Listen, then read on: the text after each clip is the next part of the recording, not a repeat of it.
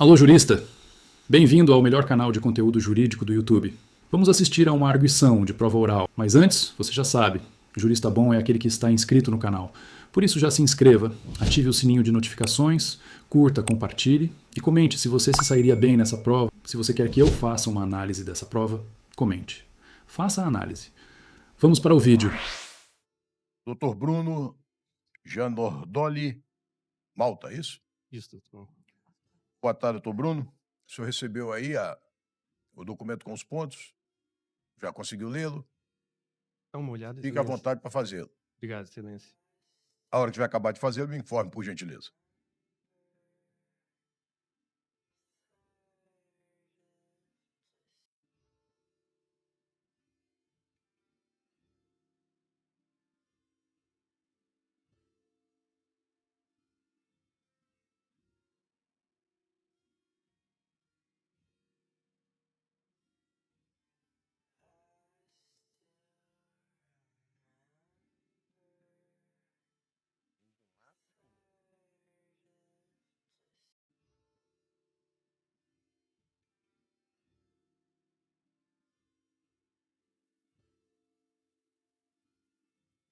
Perfeito, excelência. Podemos. Pois bem, sorteado o ponto 1, eu vou dar início aos trabalhos, passando a palavra inicialmente para o grupo 1. Quem do grupo 1 fará a primeira inquirição? Por gentileza. Boa tarde. Inicialmente, cumprimento o doutor André, presidente dessa comissão na data de hoje, doutor Júlio, nosso secretário, os eminentes colegas de banca examinadora, senhores candidatos, desejando a todos uma boa sorte. Doutor Bruno, boa tarde novamente. Boa tarde, excelência. Desejo a senhor muito boa sorte, parabéns por ter chegado até essa etapa. O ponto que indagarei ao senhor hoje é sobre responsabilidade administrativa por infrações. Aí eu inicio indagando ao senhor se é possível a utilização de analogia para se atribuir a alguém a responsabilidade administrativa por infrações. Excelência, no âmbito da responsabilização administrativa, a doutrina tem procurado estabelecer a aplicabilidade de princípios próprios ao direito sancionatório na esfera da responsabilização administrativa.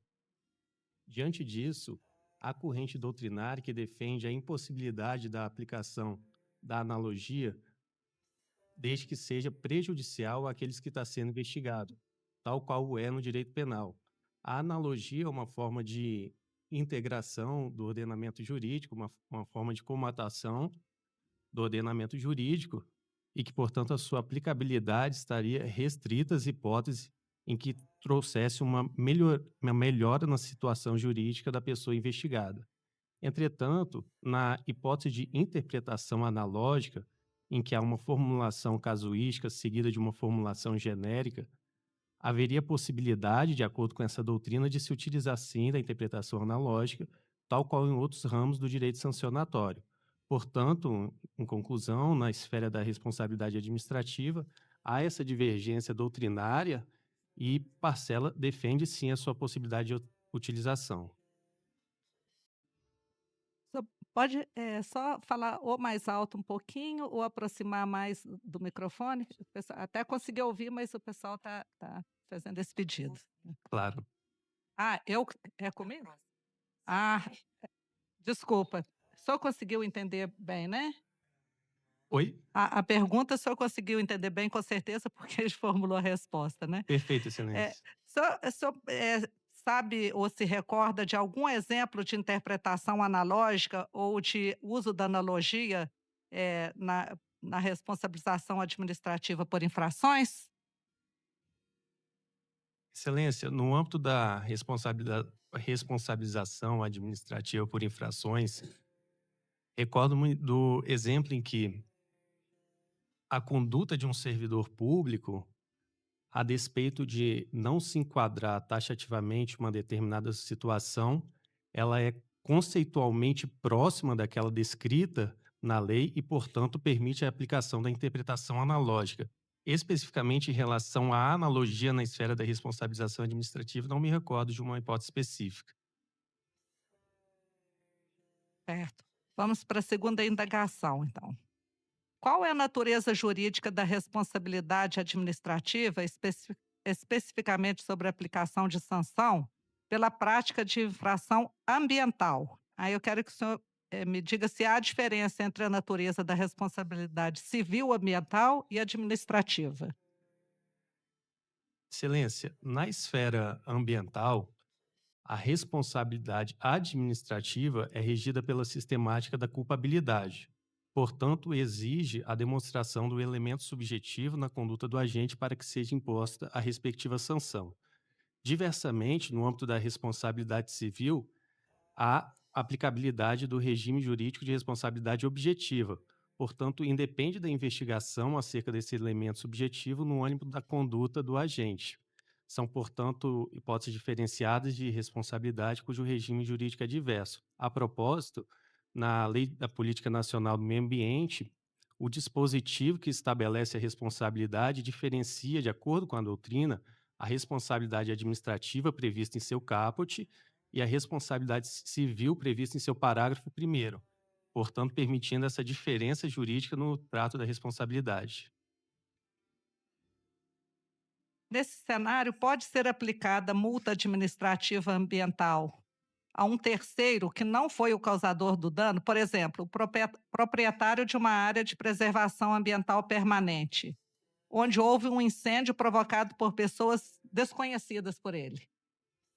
Excelência, na esfera administrativa, não é possível a aplicação da sanção, inclusive ambiental, por fatos praticados por outras pessoas em relação especificamente a essa conduta, uma vez que, pelo princípio da individualização das penas e regida pela sistemática da culpabilidade, há de ser aferida tão somente em relação àquele que praticou a conduta. É possível, porém, que a infração disciplinar diga respeito a uma ausência efetiva de uma determinada conduta que deveria ter tomado, dando aso àquela situação. Mas, especificamente em relação à hipótese indagada por Vossa Excelência, a responsabilidade é restrita àquele que praticou o ato e sendo, sim, analisado o elemento subjetivo. Estou satisfeita. Passo agora a palavra para a doutora Nívia, aqui colega de grupo. Muito obrigada. Eu que agradeço.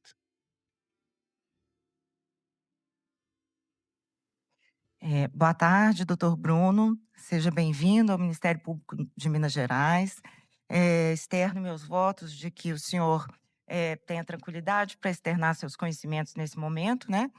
E o informo também que a mim me coube a fazer algumas perguntas no que diz respeito ao Ministério Público, à forma de atuação e também aos atos normativos do Ministério Público de Minas Gerais e também regulamentados pelo Conselho Nacional do Ministério Público, para o exercício, para regulamentando atividades que o promotor tem na sua comarca, né, na atividade fim. Começando, então, a primeira pergunta é baseada numa resolução do Conselho Nacional do Ministério Público que regulamenta o exercício da fiscalização da atividade policial. Então, eu indago ao senhor qual a diferença entre o controle difuso e concentrado, o controle externo da atividade policial, difuso e concentrado. Excelência, o controle externo da atividade policial é uma função atribuída pela Constituição ao Ministério Público. Nesse sentido, há uma diferenciação, inclusive estabelecida na própria resolução, citada por Vossa Excelência, entre o controle difuso e o controle concentrado em relação à atividade da polícia. O controle concentrado diz respeito aos órgãos com atribuições especializadas para fiscalização das atividades policiais. Portanto, aqueles que são estabelecidas hipóteses específicas em atos normativos para que a respectiva atribuição seja de fiscalização, de se concentrado. Por outro lado, o controle difuso é exercido rotinariamente, cotidianamente, pelo membro do Ministério Público, no exercício das suas funções, em razão dos expedientes que lhe chegam, devendo ser analisadas as situações subjacentes ao controle da atividade policial. Portanto, ainda que um promotor atue na área civil, uma área que a princípio não estaria abrangida pelo controle externo da atividade policial, em razão de uma situação prática própria dessa situação, portanto, estaria configurado controle difuso. Ah, sim. O senhor poderia me citar exemplos dessas 2 espécies? O controle difuso, como um promotor estabelecido para atuação numa área civil, portanto, num expediente relacionado a uma ação de família, pode ter, a princípio, uma situação fática relacionada ao controle externo da atividade policial, como na situação de atendimento de uma criança onde houve uma intervenção policial.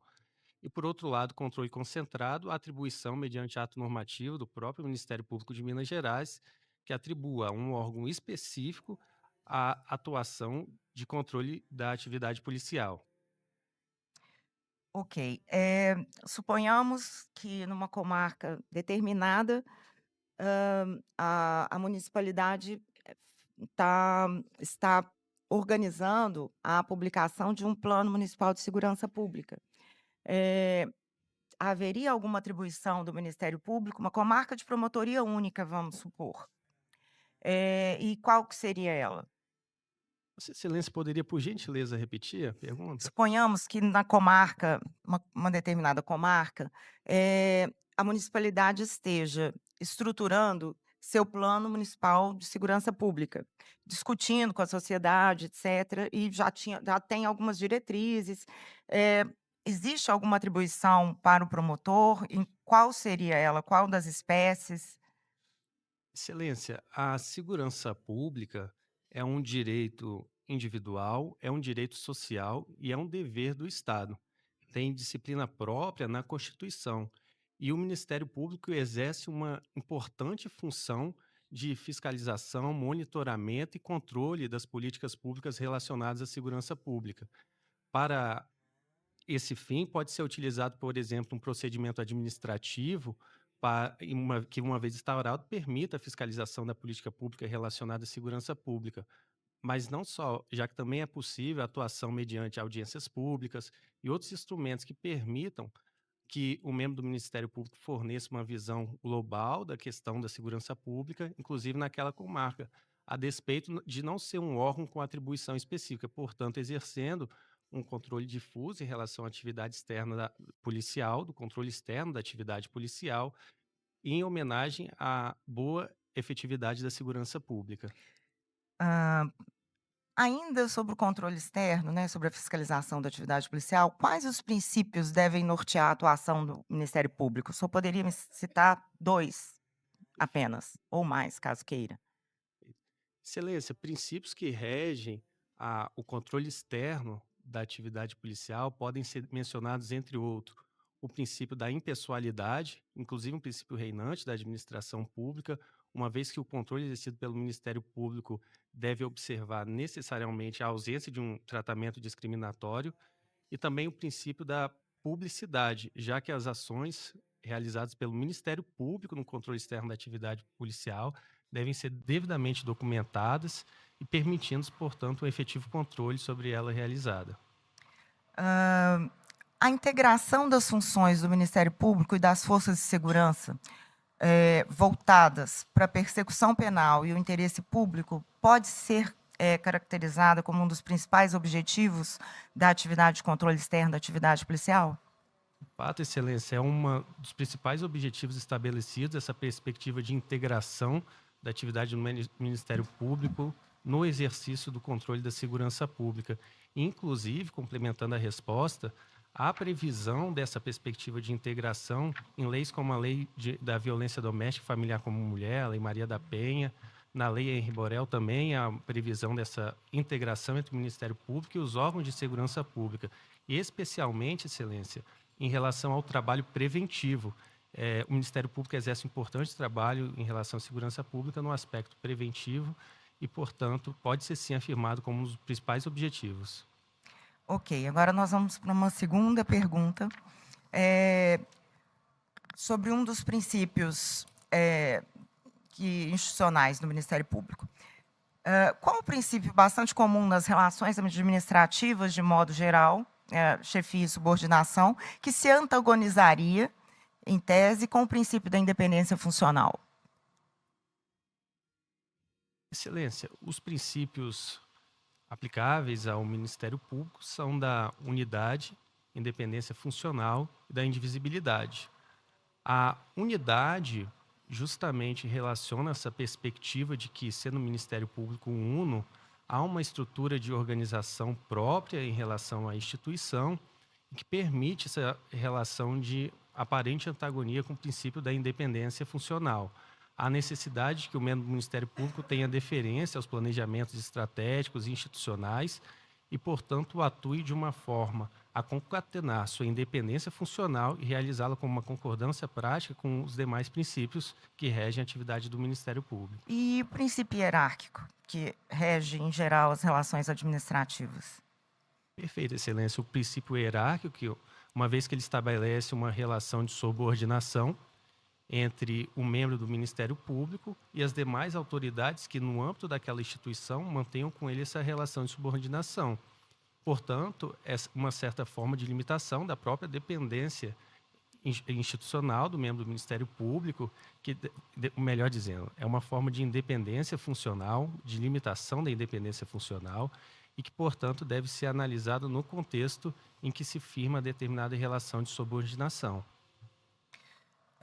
E qual a motivação, a razão de ser propriamente, o que fundamenta o status constitucional da independência funcional como princípio institucional do Ministério Público? Excelência, o Ministério Público está inserido entre os poderes neutrais. A ele deve ser conferido especial importância e relevância na concretização de suas vocações institucionais. A independência do Ministério Público, nesse sentido, é um importantíssimo princípio que confere a ele a possibilidade de atuar para que realize da melhor maneira possível as vocações institucionais que lhe são expressas pela Constituição. Portanto, seria esse o fundamento constitucional que ampara o princípio da independência funcional, que inclusive também tem assento expresso no texto da Constituição. Sim, o senhor vê esse princípio como uma garantia do membro ou um princípio e uma garantia para a sociedade? Excelência, trata-se de um princípio que é uma garantia não só para o membro do Ministério Público, mas também uma garantia da própria coletividade. A última parte dessa pergunta, eu questiono o senhor se um promotor em atuação na sua comarca pode não aderir, por exemplo, ao plano geral de atuação, um plano finalístico de atuação do Ministério Público de Minas Gerais. Excelência, no que diz respeito a essa possibilidade de atuação do membro do Ministério Público, há de se destacar que a atuação do membro, como dito, ela deve ser alinhada aos planejamentos estratégicos institucionais. A especial deferência que se dá, inclusive do ponto de vista normativo e jurídico, exige que o membro do Ministério Público paute essa conduta no sentido de observância dos planejamentos e das linhas de diretrizes traçadas pela própria instituição. Pois não, doutor Bruno. Eu concluo aqui as minhas perguntas e passo a palavra para o doutor Tiago. Obrigado, Excelência. Doutor Bruno Malta, renovo meus cumprimentos, boa tarde, desejo aí de êxito na prova. Cumprimentos dos eminentes pares, na pessoa dos procuradores, doutor André Baldino, senhoras e senhores. Ficarei hoje incumbido não apenas do direito tributário, mas também do direito eleitoral, com a ausência da desembargadora Valéria. Vamos começar com o direito tributário, hoje especificamente em relação aos tributos municipais, de competência dos municípios. Vou narrar aqui rapidamente um fato, e ao final lhe indago, doutor Bruno. Logo que assumiu a primeira comarca como promotor de justiça, um senhor de idade o procura, noticiando que há muito tempo vem morando de favor com seu enteado, já que o imóvel de sua propriedade fora invadido, estando ocupado clandestinamente por movimentos sociais. Mesmo invadido, ele vem recebendo a cobrança do IPTU, destes anos todos em que não reside no bem de sua propriedade. Para além da questão fundiária, não é essa a questão, pergunto, o imposto é devido? O imposto, o IPTU é devido nessa circunstância? Explique. Excelência, o IPTU, o Imposto de Competência Municipal, tem como pressuposto fático em seu fato gerador o exercício do direito de propriedade. Nesse sentido, à luz da situação fática em que é afastado do seu exercício do direito possessório, então não há possibilidade de cobrança do IPTU. A normatividade jurídica impõe nesse sentido o afastamento em relação à cobrança de IPTU, justamente em razão da ausência do exercício do direito de propriedade.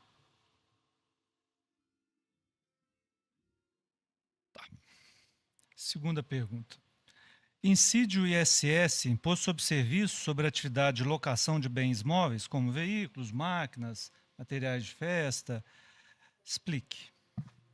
Excelência, as hipóteses que permitem a incidência do ISS estão taxativamente descritas. A observância aos princípios constitucionais, especialmente ao princípio da legalidade, deve ser norteada, inclusive na aplicação do ISS. A propósito, as operações de locação de bens móveis devem observância em relação ao princípio da legalidade, de modo que não é possível, no caso concreto, a incidência em relação à locação de bens móveis. Em regra, não há, portanto, locação de bens móveis, o tributo do ISS. A justificativa para não incidência, o senhor poderia repetir a justificativa, o fundamento pelo qual não há incidência do ISS sobre a atividade de bens móveis, sobre locação de bens móveis? Excelência, seria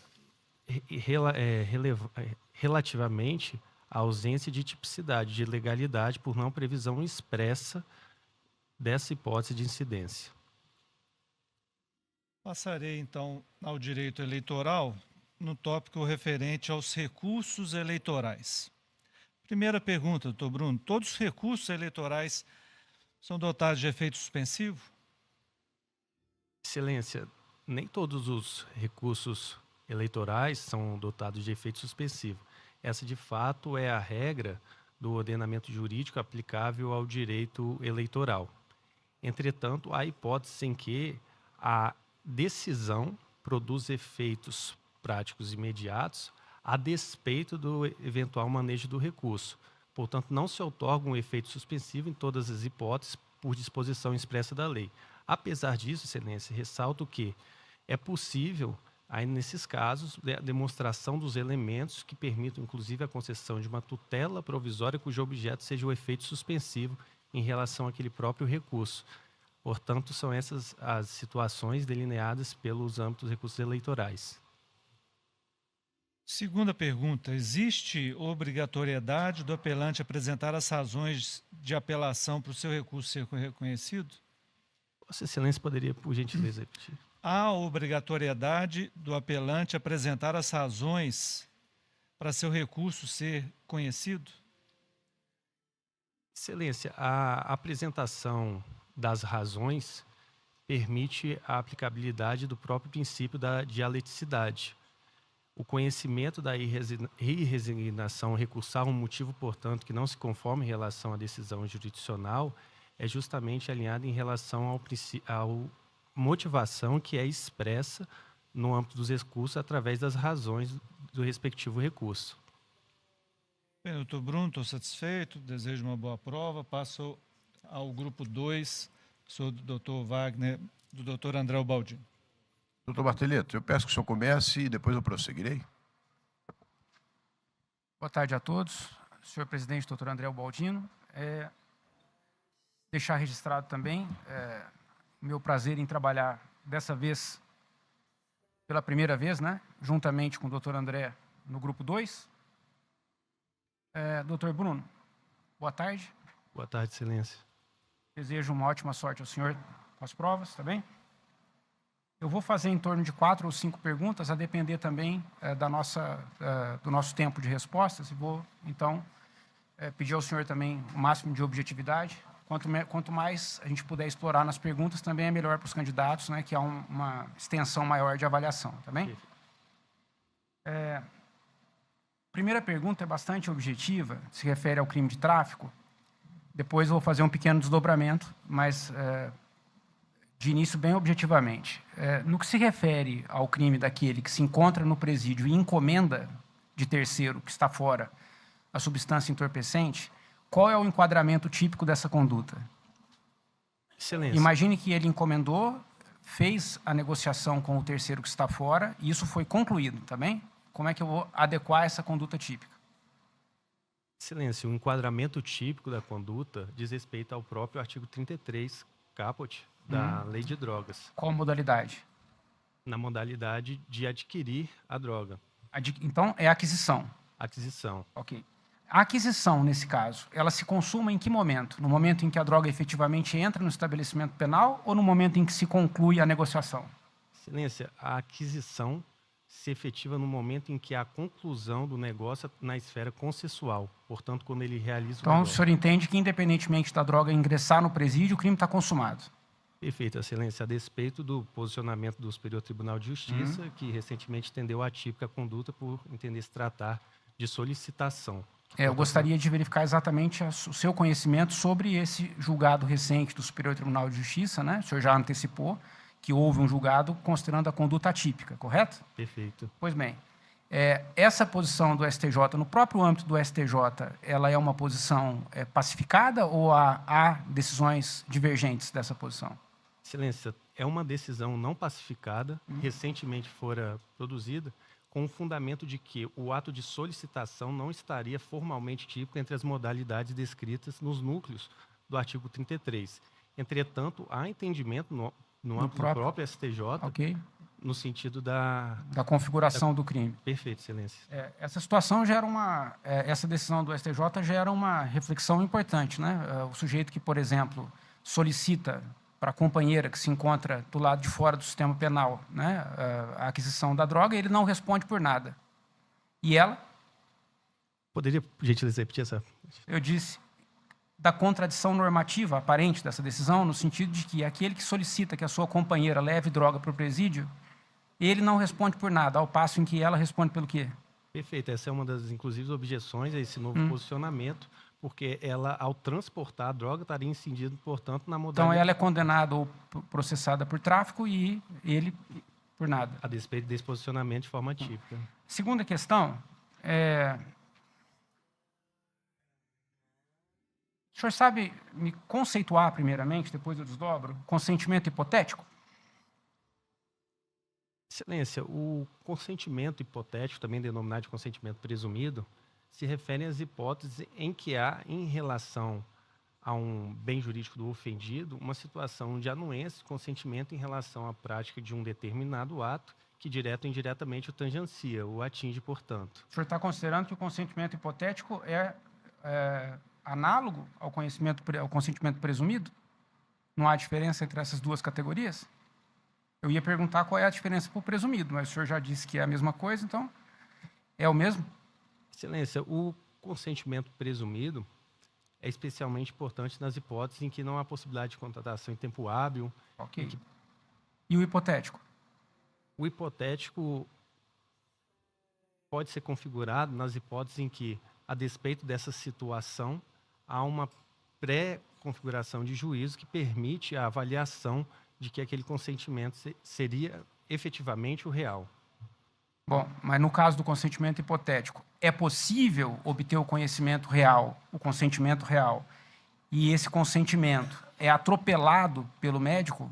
Ou, no consentimento hipotético, já não é possível obter o consentimento real e depois do procedimento, o ex post, analisa-se se houve efetivamente ou haveria o consentimento? Seria a primeira hipótese narrada por Vossa Excelência. Então, no caso, seria então uma situação em que era possível obter o consentimento e o médico, ainda assim, Não fez. não o fez. Ok. Caberia, nessa circunstância, falar em legítima defesa de terceiro numa situação de consentimento hipotético, ou seja, para impedir o comportamento do médico? Excelência, a legítima defesa de terceiro pressupõe, nessas hipóteses, o consentimento em relação ao ofendido do bem jurídico que lhe é atingido. Nessas circunstâncias, é necessário, inclusive, pelo próprio princípio da autonomia, o respeito à decisão É isso daquele... que eu quero saber. Por exemplo, o médico vai atuar numa situação em que está em jogo o consentimento hipotético. E um terceiro, percebendo que o médico está realizando essa conduta sem o consentimento efetivo, ele pode atuar em legítima defesa da vítima? Excelência, é possível a atuação em legítima defesa da vítima justamente porque o consentimento podia ser obtido. Ok. Portanto, Então, e o consentimento hipotético é algo que pode ser alegado para efeito de exclusão de responsabilidade penal? excepcionalmente, pode ser alegado para afastar uma própria situação de excludente de licitude, Excelência. Mas se eu estou no âmbito ainda do consentimento hipotético, como, na verdade, se pode aferir posteriormente? Imagine que a vítima não morra. Eu vou indagar ela depois do procedimento. A senhora estaria de acordo com o procedimento caso tivesse sido informada? Qual é o problema dessa pergunta? O problema dessa pergunta é justamente o momento que se faz o juízo. Se no Sim. momento da realização da conduta ou se posteriormente a partir de uma análise dos riscos e, portanto, seria Uma resposta exatamente. viciada. Resposta viciada por Então, diferente. o senhor, como promotor, em um processo em que estivesse discutindo consentimento hipotético, o senhor admitiria esse instituto como causa de exclusão da culpabilidade da ilicitude? Excelência, regra geral não, salvo hipóteses excepcionais que Ok, permitem. tá bem. Vamos seguir. Imagine uma situação em que alguém convence um terceiro a danificar um objeto e convence esse terceiro de que o objeto é um objeto pertencente a um particular. Só que ele, na verdade, sabe que aquele é um bem público. O terceiro danifica o objeto. Eu quero saber, esse sujeito que convenceu, ele responde pelo quê e a que título? Excelência, o sujeito que convenceu fez do homem da frente um instrumento. Integralmente? O homem da frente estava em erro de tipo, em relação a, portanto, não integralmente, porque em relação ao crime de dano e em relação à espécie do bem atingido. Em relação à espécie do bem atingido, era de dano público, era um bem público, então, portanto, ele não poderia dar o consentimento.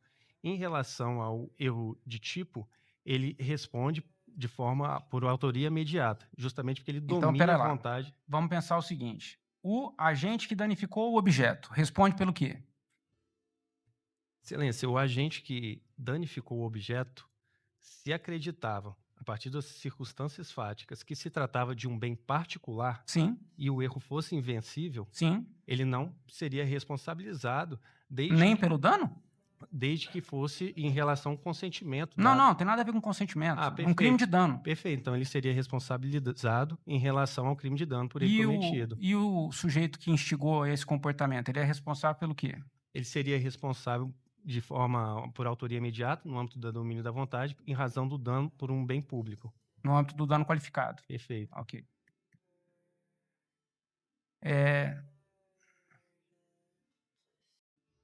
Quarta questão. Pense lá, primeiro só me diga rapidamente quais são os âmbitos. Bom, antes disso, a imputação objetiva, ela prescinde da causalidade? Excelência, a imputação objetiva não prescinde da causalidade, porque é um juízo valorativo realizado após a aferição da causalidade. E quais são os critérios normativos? Só me elenca 3 deles, que daí depois eu vou fazer a pergunta. No âmbito da imputação objetiva? Os critérios normativos que o senhor está se referindo, quais são? Excelência, trata-se da dimensão da desvalor da ação em relação à criação de um risco. Esse risco há de ser juridicamente desaprovado. Sim. E a realização desse risco no resultado. Ok. Perfeito. Seguindo, então, um agente fere uma vítima no abdômen dolosamente, com dolo homicida. Essa vítima vai para o hospital e o médico, por negligência e imperícia na atuação, acaba provocando o resultado morte. Esse erro do médico, essa atuação subsequente em imperícia, vai afastar a imputação do resultado ao primeiro agente, que responderia só por tentativa, ou o primeiro agente responde por crime consumado? Em que contextos isso pode se diferenciar? Excelência, a análise tem que ser diferenciada na hipótese em que, em razão da negligência e imprudência do médico, há ou não a substituição da linha de risco pré-existente. se há substituição da linha de risco pré-existente, então, em razão tão somente do desvalor da ação, ele responde a título tentado. Entretanto, se não há substituição da linha de risco pré-existente, há, portanto, a realização do risco no resultado, ele responde de forma consumada, ele responde pelo próprio resultado atingido. Vamos pensar assim, em duas expressões que a doutrina utiliza nesses casos, né? Tem uma situação de elevação quantitativa e de alteração qualitativa do risco, né? Em qual caso que o sujeito responde e em qual caso não? Excelência, ele responderia no caso de excesso quantitativo e não Sim, responderia pelo resultado. pelo resultado, perfeito, e não responderia no excesso qualitativo, porque seria justamente essa hipótese em que há substituição da linha de risco pré-existente. Ok. Perfeito. Acho que meu tempo se encerrou. Doutor Bruno, eu estou satisfeito. Boa sorte ao senhor. Passa a palavra ao doutor André Ubaldino. Obrigado. Doutor Bruno, nós vamos conversar um pouco sobre o processo penal. Eu tenho também algumas perguntinhas para lhe fazer a respeito. Caso o senhor não entenda, peça que eu a repita ou esclareça algum ponto que eventualmente lhe soar obscuro, ok? Perfeito. Primeira indagação que eu tenho a formular ao senhor é se é possível, no âmbito das medidas cautelares, medidas assecuratórias, melhor dizendo, que estão previstas aí no nosso programa, se é possível a decretação pelo juiz de ofício do sequestro. Excelência, o sequestro é uma medida cautelar de natureza real, cuja decretação, a princípio, depende do requerimento do Ministério Público, elenca-se também de forma expressa o ofendido, e a possibilidade de decretação do juízo de ofício é discutido no âmbito doutrinário, especialmente porque, após a Lei 3.964, há necessidade para a decretação das medidas cautelares de natureza pessoal de requerimento. O juiz não poderia atuar, portanto, de ofício. Logo, para essa perspectiva doutrinária, há necessidade de requerimento pela aproximação conceitual no âmbito enquanto medidas cautelares. Entretanto, não é um tema pacífico e, portanto, está sujeito a divergência no âmbito da própria doutrina. Sim, o senhor se referiu ao fato de que a lei prevê expressamente requerimento. A lei prevê expressamente possibilidade de decretação de ofício pelo juiz? Excelência, em relação à disposição legal expressa, me recordo que não há possibilidade de decretação de ofício. A minha indagação é porque se há controvérsia sobre poder ou não, eu queria saber se a lei eventualmente prevê a possibilidade de decretação expressa a produzir essa controvérsia. Excelência, de fato, gostaria de retificar em relação à previsão legal expressa, recordo que há sim, no âmbito do próprio artigo que dispõe sobre o sequestro, e daí justamente a discussão doutrinária e mesmo em certo campo jurisprudencial sobre a sua compatibilidade com o sistema acusatório. Muito bem.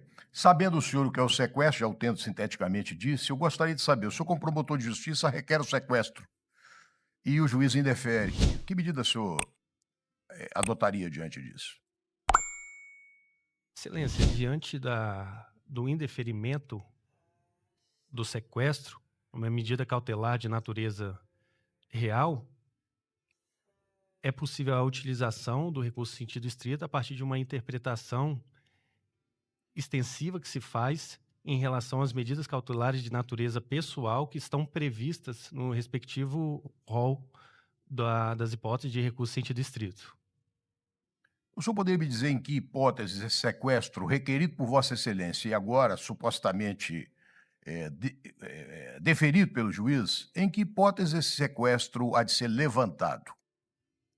Excelência, o sequestro há de ser levantado nas hipóteses em que, concluída a ação penal, há afirmação peremptória da absolvição e, portanto, do afastamento daquele bem em relação à própria atividade criminosa, ou seja, o bem não consiste em instrumento da prática ilícita do crime, nem em proveito direto ou indireto, e também nas hipóteses em que, deferido o sequestro, a ação penal não é intentada no prazo legal de 60 dias que estabelecido pela lei em relação à sua necessidade de decretação.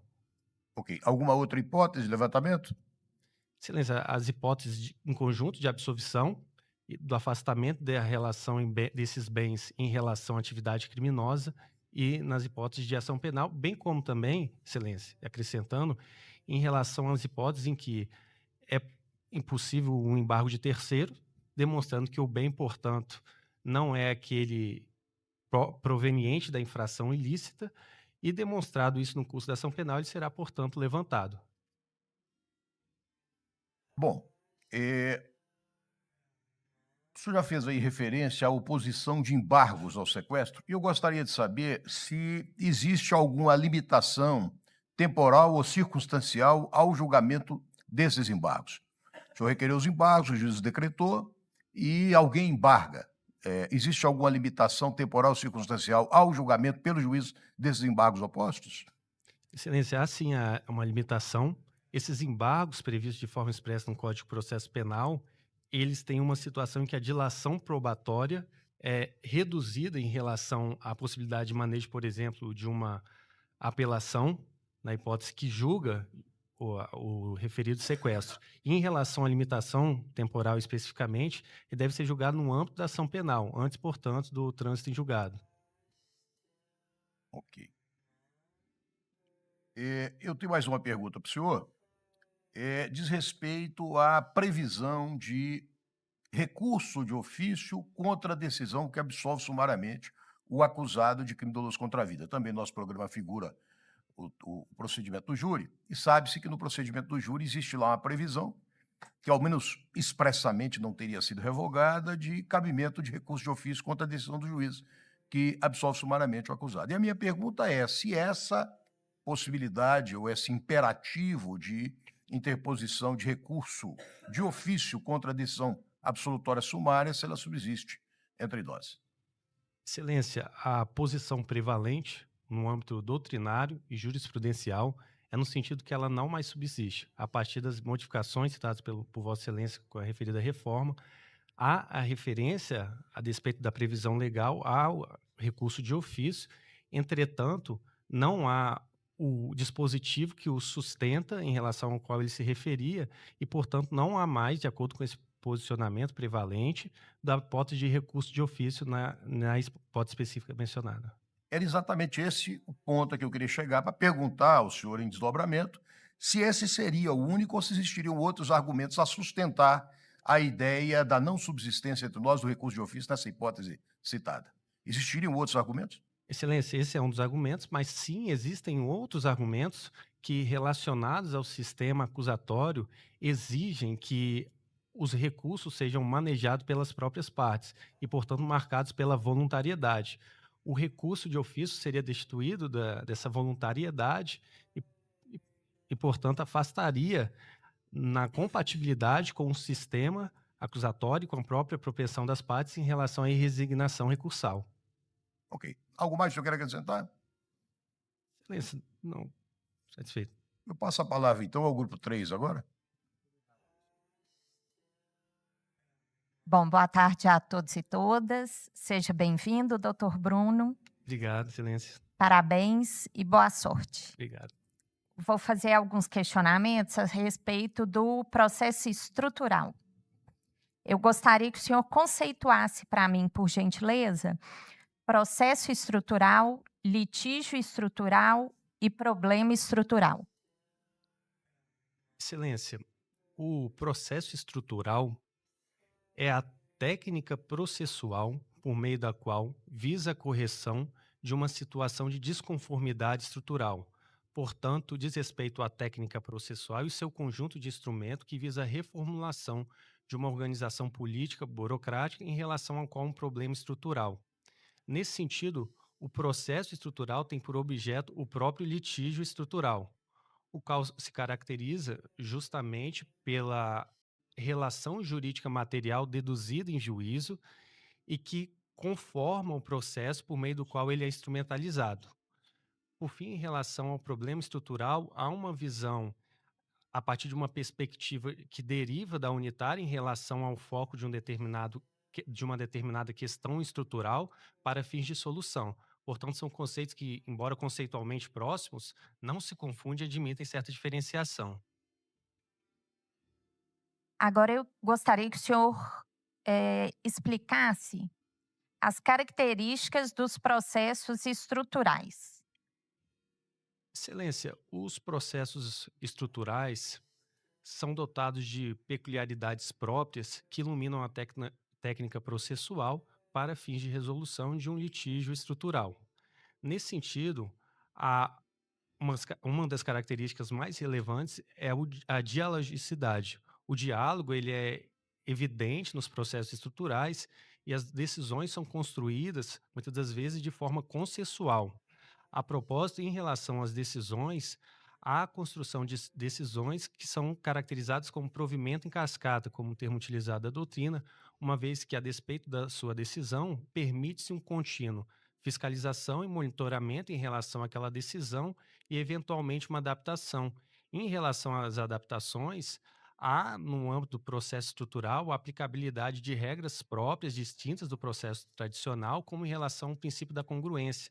Impõe-se uma flexibilização na exigência da distrição entre a causa de pedido e o próprio pedido pelo interesse público que firma o processo estrutural. Outra característica relevante do processo estrutural é em relação à própria multipolaridade. A multipolaridade é referida como por uma parcela doutrinária como uma característica do processo estrutural, embora por outra seria uma característica típica, porém não essencial. Há uma certa discussão doutrinária, portanto. Ademais, em relação a uma situação coletiva, também se discute se trata de uma situação, de uma característica típica, melhor dizendo, ou de uma característica essencial à configuração do próprio processo estrutural. Eu queria que o senhor abordasse também a questão da complexidade. Perfeito, Excelência. Essa é realmente, inclusive complementando a resposta, uma das principais características do processo estrutural. A reformulação de uma estrutura burocrática, organizacional, está em volta numa situação em que as soluções jurídicas apontadas para um determinado problema envolvem a complexidade. Em relação à própria complexidade, ela também deriva das diversas posições jurídicas atingidas e dos interesses que tangenciam aquela situação referida ao processo estrutural. Portanto, é uma das principais características do processo estrutural. O senhor falou que existe uma divergência, né? Se elas seriam essenciais de todos os processos estruturais ou não. O senhor abordou a multipolaridade, a coletividade e, ao final, a complexidade. Elas são essenciais no modo de ver, né, do senhor? Excelência, na minha opinião, essas características são a regra do processo estrutural, realmente características típicas, mas há possibilidade de determinados processos estruturais em que não se tem uma situação de uma característica típica como da própria coletividade. E nesse sentido, na minha opinião, não se trataria de uma característica essencial. Obrigada, doutor Bruno. Estou satisfeita. Vou passar a palavra agora para o doutor Jairo, meu colega de banca. Boa tarde. Boa tarde, meus colegas. Quero cumprimentá-los na pessoa da doutora Iraides, que neste momento nos preside aqui. Quero cumprimentar também aqueles que nos assistem virtualmente. E, de forma especial, ao doutor Bruno. Te parabenizar, doutor Bruno, te cumprimentar e te desejar boa sorte no restante desse nosso concurso. Nós vamos tratar agora aqui de alguns aspectos da preclusão. Mudar um pouco a chave aí, ok? Perfeito. Sob o ponto de vista das partes, quais são os efeitos da preclusão? Excelência, a preclusão é a perda de uma faculdade processual em razão ou do decurso do tempo, em razão da prática de um outro ato, ou em razão mesmo da incompatibilidade de um outro comportamento. Portanto, a preclusão, ela tem como efeito principal a perda de uma determinada faculdade processual, como, por exemplo, recorrer, e se caracteriza como preclusão temporal, preclusão consumativa e... Ok. Sob o ponto de vista do processo, quais são os efeitos da preclusão? Excelência, do ponto de vista processual, a preclusão permite o desenvolvimento da relação jurídica processual em uma sequência concatenada de atos processuais.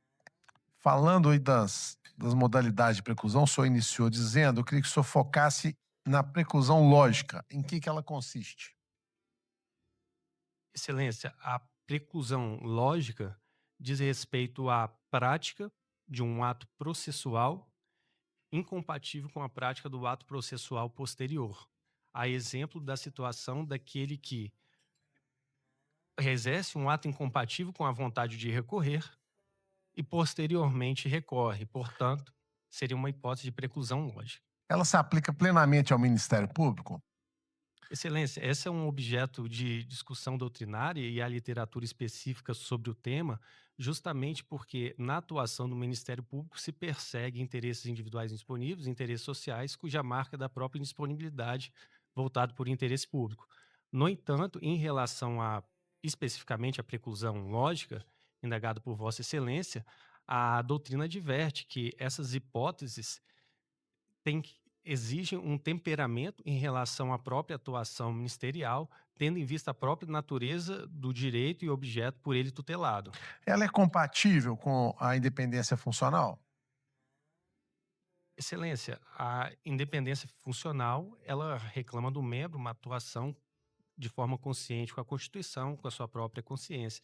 E, nesse sentido, é possível, sim, uma atuação contrária do membro do Ministério Público em relação ao outro, e, portanto, estaria albergado pela independência funcional.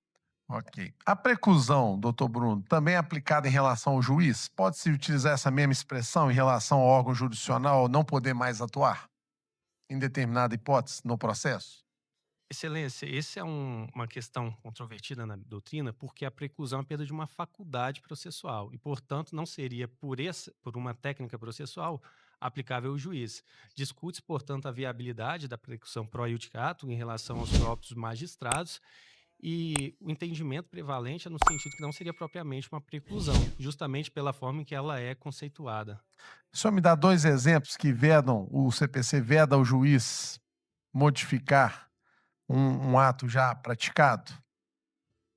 Excelência, após a citação, não é possível ao juiz conhecer da abusividade de uma cláusula de eleição de foro, em termos expressos da legislação processual civil. Além disso, após a sentença, a promulgação de uma sentença, salvo nas hipóteses especificamente delineadas em lei, como a correção de um erro material ou por manejo de embargos declaratórios, portanto provocado, também não é possível a alteração em relação à decisão judicial. Muito bem. Para finalizar, a posição processual do Ministério Público como órgão agente ou interveniente influi na aplicação da preclusão em relação à instituição? Vossa Excelência, poderia, por gentileza, repetir a parte final da questão? Sim. A posição processual do Ministério Público, agente ou interveniente, influi na aplicação da preclusão em relação à instituição?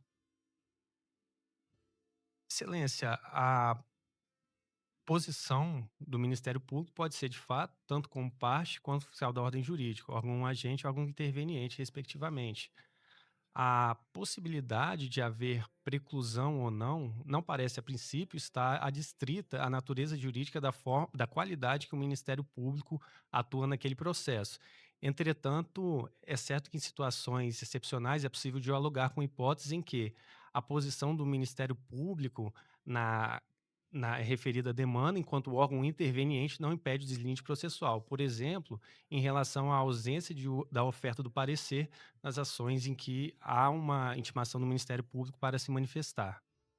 Ok. Doutor Bruno, eu te agradeço muito. Transmito aqui a nossa colega, doutora Esther. Muito obrigado. Eu que agradeço, Excelência. Boa tarde, doutor Bruno. Boa tarde. Como já anunciado, me coube aqui os questionamentos relacionados ao direito civil, conforme os pontos que estão aí indicados. Meu primeiro questionamento para o doutor envolve a matéria empresarial. Quais são as hipóteses, ou qual a hipótese de exclusão do sócio minoritário? Excelência, a exclusão do sócio minoritário tem previsão expressa na legislação civil e a doutrina refere como uma hipótese de resolução parcial da sociedade, justamente porque configura a saída de um dos sócios, permanecendo, porém, a entidade coletiva em relação aos seus fins. As hipóteses de exclusão do sócio minoritário dizem respeito à prática de faltas em relação ao próprio estatuto que rege aquela determinada sociedade, que estão expressas e devem observar o procedimento mediante um contraditório e ampla defesa. ressalvando, inclusive, que é uma hipótese de aplicabilidade horizontal dos direitos fundamentais. A legislação civil assim estabelece, inclusive é sufragado pelo entendimento dos tribunais superiores, essa necessidade de compatibilizar a saída do sócio com a posição, com a saída do sócio com o procedimento por mediante contraditório e ampla defesa.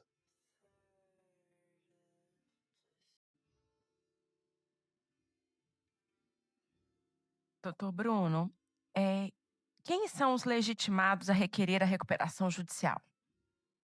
Excelência, legitimados para requerer a recuperação judicial é a própria empresa que se encontra numa situação que se busca o soerguimento econômico-financeiro para a recuperação da sua atividade empresarial, mas também o Ministério Público tem legitimidade a partir inclusive da convolução, uma vez demonstrado que, melhor dizendo, Excelência, o Ministério Público tem a legitimidade para requerer a concluação da recuperação judicial em falência também, uma vez demonstrados o não cumprimento, por exemplo, do plano de recuperação judicial.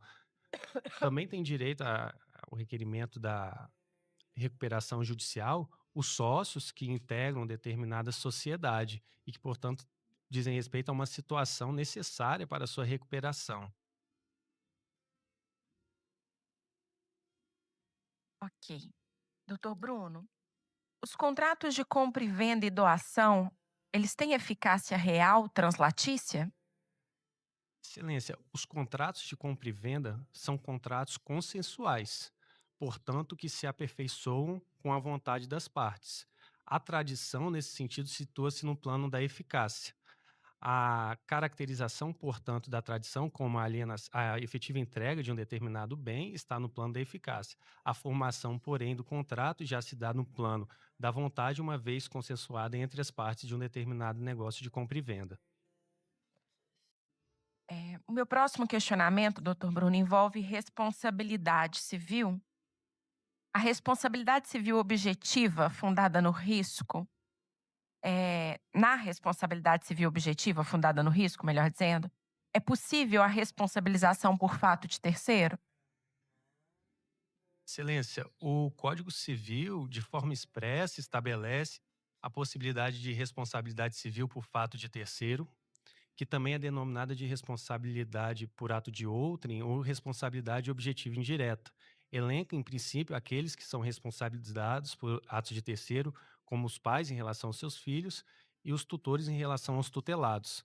Essas hipóteses exigem, em relação ao terceiro, a demonstração da responsabilidade subjetiva em relação ao próprio filho, ao próprio tutelado, porém não se exige, portanto, é objetiva em relação ao pai, em relação ao tutor, a título de exemplo. Mas essas são hipóteses de responsabilidades fundadas no risco? Excelência, de fato, essa é uma hipótese de responsabilidade objetiva indireta. A hipótese de responsabilidade por fato de terceiro, fundada no risco, pode ser dado como exemplo a hipótese do empregador em relação ao empregado que desenvolve uma atividade de risco. A- Havendo um dano, há, portanto, a possibilidade de responsabilização do empregador, fundado na teoria do risco e de forma objetiva por ato de outrem. E por fim, doutor Bruno, eu tenho um breve caso. O José ele foi aprovado em um concurso público, então ele passou a exercer suas atividades em Brasília. E ele locou seu único imóvel residencial, que se localiza em Belo Horizonte, e com os valores do aluguel, ele arca com a locação do imóvel onde ele reside, em Brasília. Esse imóvel de BH, ele pode ser penhorado para saldar as obrigações de José? Excelência, o entendimento é no sentido de que os valores utilizados com o referido imóvel para fim de subsistência são protegidos pelo direito constitucional de moradia, cuja identificação normativa está justamente na lei que estabelece a impenhorabilidade do bem de família, de modo que não seria penhorável o referido imóvel por ser utilizado como os valores com o referido locatício como como a sua própria forma de subsistência. Ok, doutor Bruno, eu estou satisfeita, agradeço, parabenizo por ter chegado até aqui e passo agora a palavra aos colegas do Grupo 4. Obrigado, Excelência. Obrigado, doutor Esther. Boa tarde aos demais integrantes dessa comissão. Boa tarde ao doutor Bruno. Boa tarde, Doutor Bruno, excelência. nós estamos iniciando, então, o direito material coletivo, né, direitos difusos e coletivos. E eu tenho 5 perguntinhas bem objetivas em relação aos pontos que foram sorteados aí. Primeiramente, o senhor sabe me dizer o que é um programa de integridade? Excelência, o programa de integridade consiste num conjunto de instrumentos que perfectibilizam auditorias, transparências e que, portanto, permite, no âmbito de uma determinada organização, o controle sobre os determinados atos, sobre os determinados resultados também por eles atingidos, numa, dentro de uma determinada integração. Nesse sentido, o programa de integridade, ele envolve princípios próprios, como o princípio da publicidade, da transparência e o princípio da gestão pelos resultados. Pauta-se numa aplicação efetiva de códigos de ética, de códigos de condutas e que exigem da atuação daqueles que integram determinada corporação essa atuação de forma a observar o programa de integridade. E um órgão interno de integridade dentro de qualquer instituição teria poder sancionatório? Excelência, o poder sancionatório no âmbito de um programa de integridade é visto como uma das próprias dimensões do referido programa. Tem como dimensão, portanto, a informação, a justificação e a punição. Sanções eventualmente aplicáveis no âmbito desse programa são, sim, possíveis e objeto que caracterizam o referido programa na aplicação efetiva de códigos de ética e de conduta. Um prefeito que nomeia um parente para cargo de secretário municipal, ele viola a lei de improbidade e pratica nepotismo? Excelência, no que diz respeito à situação fática, a doutrina, e especialmente a jurisprudência do Supremo, é no sentido de excepcionar as regras que violam o princípio da impessoalidade em relação aos cargos de natureza política, tal como secretário de Estado. Nesse sentido, a princípio, não há nepotismo. Entretanto, com base nessa jurisprudência dominante do Supremo Tribunal Federal, é possível se caracterizar, desde que haja flagrante ilegalidade por ausência manifesta das atribuições, ou mesmo uma hipótese de nepotismo cruzado, em que há um ajuste mediante designação recíproca das formas de nomeação. O senhor poderia me dizer o que é um racismo recreativo?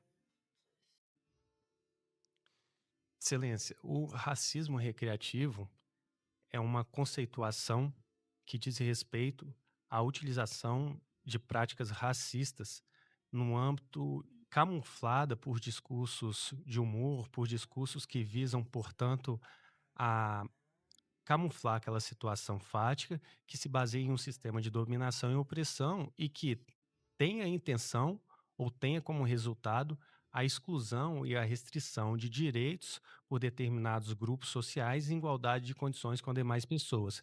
A caracterização, a diferença conceitual e a principal caracterização do racismo recreativo, portanto, são as circunstâncias fáticas em torno dos quais ela é realizada como uma forma de camuflar, seja de forma expressa ou não, em âmbito de atividades recreativas, inclusive propriamente de lazer também é comumente ocorrente.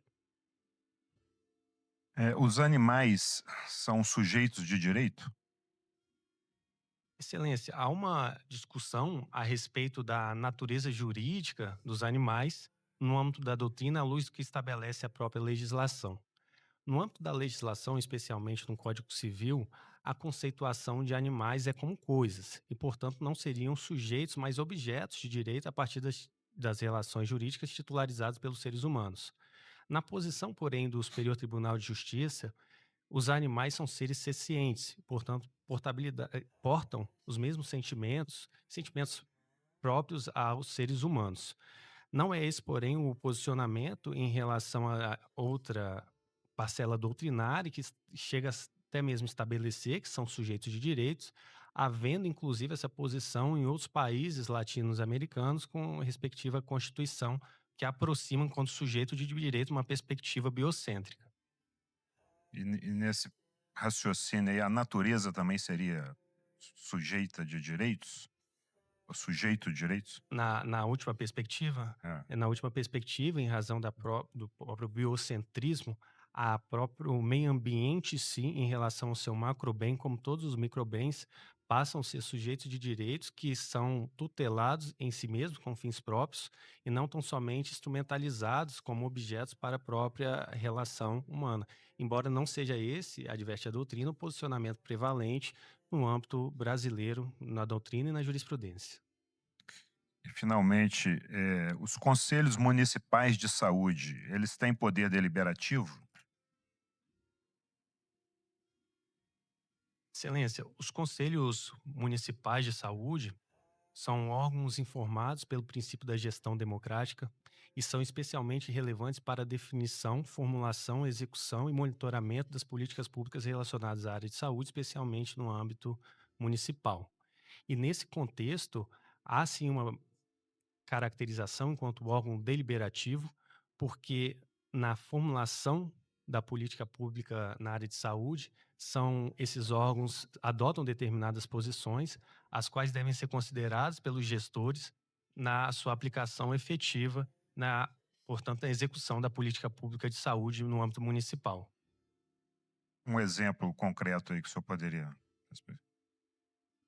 Excelência, um exemplo concreto diz respeito, inclusive um tema que fora recentemente debatido, a própria exigência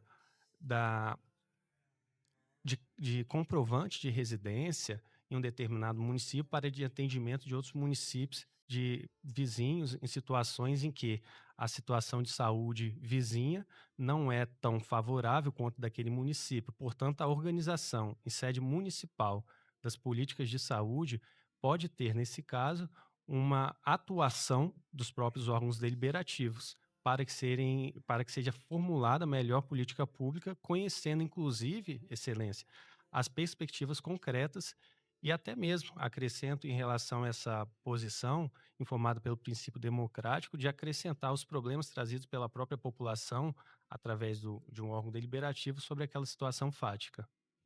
Doutor Bruno, muito obrigado pela atenção. Vou passar a palavra ao doutor João Paulo. Agradeço, Boa tarde. excelência.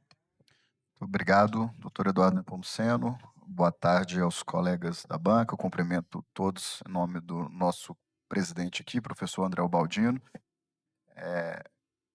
Doutor Bruno, boa tarde. Nós vamos começar agora a última parte do processo coletivo, tá bom? Boa tarde, excelência. Doutor Bruno, sempre aqui, né, pensando em processo coletivo, o que são entes intermediários? Excelência, entes intermediários são assim conceituados como aqueles que permitem, no processo coletivo, a participação de um determinado grupo. Então, os entes intermediários são vistos tal qual corpos intermediários também, que permitem a atuação pelo processo coletivo daquelas posições em relação ao grupo em um regime de substituição processual. Permite-se que se entre no processo aquelas situações através da atuação do substituto processual na qualidade de um corpo intermediário, de um ente intermediário. Então, todo aquele que é um legitimado ativo no processo coletivo é um ente intermediário? Excelência, nem todo legitimado coletivo é um ente intermediário, mas uma vez que a caracterização de ente intermediário é justamente de permitir que no processo coletivo seja introduzida a posição jurídica defendida em relação a um grupo de pessoas ou mesmo os membros que compõem aquele grupo. Portanto, essa é a definição fundamental para que se caracterize os corpos intermediários. Ótimo. Já na segunda pergunta aqui, também no âmbito do processo coletivo, né? Nos acordos no processo coletivo, o que significa o problema do leilão reverso? Excelência, o artigo 190 do Código de Processo Civil introduziu uma cláusula geral de negociação que, aplicável ao processo coletivo, permite que se faça de fato determinados acordos coletivos, inclusive para fins de satisfação do interesse público. Esse acordo coletivo deve ser limitado em relação a normas de ordem pública congentes que estabeleçam uma limitação ao autorregramento das partes que conformam aquele negócio jurídico coletivo. Especificamente em relação à nomenclatura mencionada por Vossa Excelência, não me recordo especificamente no âmbito doutrinário, mas posso inferir que, em relação à aplicabilidade no âmbito dos negócios jurídicos coletivos, diz respeito à forma de execução em relação a determinado acordo, pautado, portanto, em parâmetros objetivos, e sua execuibilidade, uma vez adstrito o objeto a um negócio jurídico coletivo. Ótimo. Passando para a próxima aqui, uma procuradoria municipal ela pode celebrar um acordo de não persecução civil? Excelência, a lei que modificou a Lei de Introlabilidade Administrativa estabeleceu, a princípio, a legitimidade exclusiva do Ministério Público para formular o acordo de não persecução civil.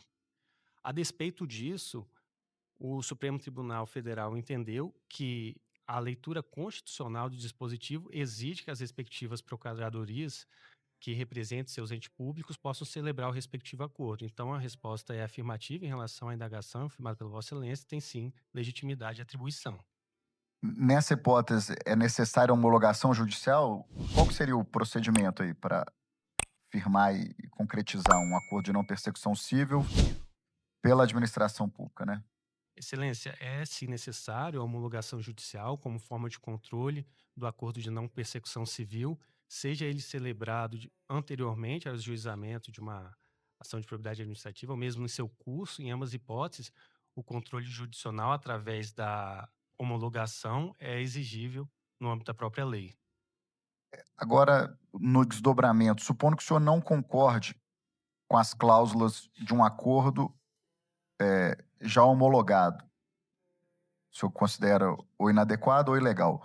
Qual o procedimento a ser adotado nessa hipótese? Excelência, a resolutividade que guia a atuação ministerial numa perspectiva efetiva de resolução da questão deve privilegiar a própria resolução extrajudicial. Então, a princípio, entendo relevante entendo necessário buscar a solução do problema através da celebração de outro compromisso de ajustamento de conduta, ou melhor, de outro acordo de não persecução civil, permitindo a resolução consensual.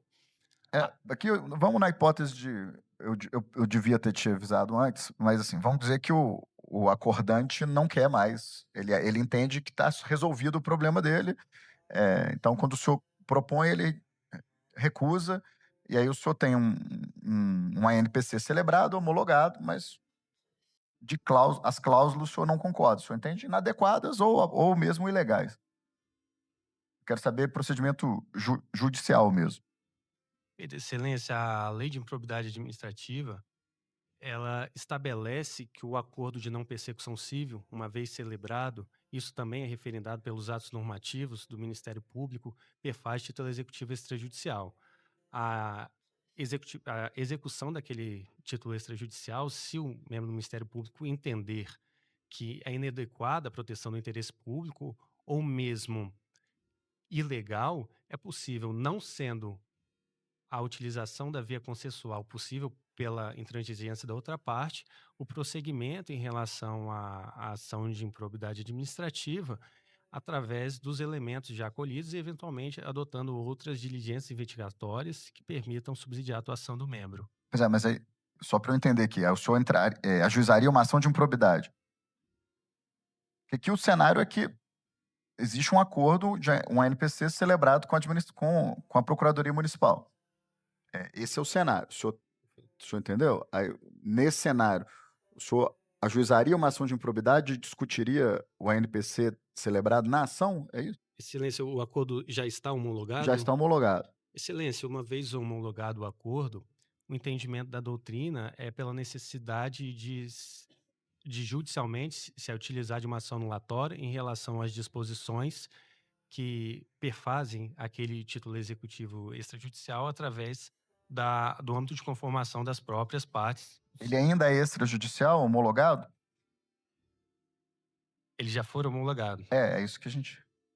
Uma vez homologado, é possível a utilização da ação anulatória em relação às disposições estabelecidas pela própria parte. Vou passar para a última questão, na verdade ela tem alguns itens, mas é o último tema. O senhor ajuiza uma ação na comarca contra o município pretendendo o fornecimento de medicamento devidamente registrado na Anvisa para crianças. Esse medicamento é para criança, tá? É destinatário. A primeira indagação sobre essa situação fática é a seguinte: a competência é absoluta da vara especializada da infância e juventude? Excelência, o entendimento doutrinário e jurisprudencial é no sentido de formação de uma competência, sim, absoluta, com base nas disposições expressas do Estatuto da Criança e do Adolescente, que conferem essa competência. Aí, nesse mesmo cenário, o ente público contesta. Ele diz que há litisconsórcio passivo necessário com o Estado em razão das regras de repartição de competência administrativa do SUS. E ele comprova essa alegação documentalmente. O juiz, nessa hipótese, ele deve ampliar o polo passivo da ação? Excelência, no que diz respeito ao litisconsórcio nas demandas prestacionais na área de saúde, é preciso diferenciar, a partir do entendimento do Supremo, ainda não consolidado de forma definitiva, se se trata de um medicamento padronizado ou não. É um medicamento já registrado na Anvisa. Perfeito. Uma vez registrado na Anvisa, estando incorporado nas listas oficiais de dispensação do Sistema Único de Saúde, o entendimento atual do Supremo é pela necessidade de se observar as regras administrativas que estabelecem as atribuições nas áreas da saúde com respeito ao fornecimento daquele medicamento. Portanto, também estabeleceu o Supremo a necessidade do juiz corrigir o polo passivo da relação jurídica processual, eventualmente determinando uma emenda se se tratar dessa situação. Entretanto, não se tratando de um medicamento padronizado, em razão da própria solidariedade dos entes federativos nas demandas prestacionais na área de saúde, prevalece o entendimento pela desnecessidade de correção do polo passivo e pela, portanto, legitimidade passiva ainda que fora de um litisconsórcio em relação a outros entes federativos.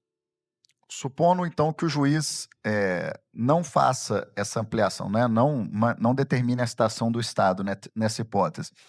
No cumprimento da sentença, o município pode redirecionar? Excelência, é justamente esse o entendimento firmado pelo Supremo, no sentido de redirecionamento da execução para fins de que haja repartição em relação aos custos nas demandas prestacionais na área de saúde, que a princípio não observaram, no âmbito processual, as regras administrativas estabelecidas. Obrigado, doutor Bruno. Estou satisfeito.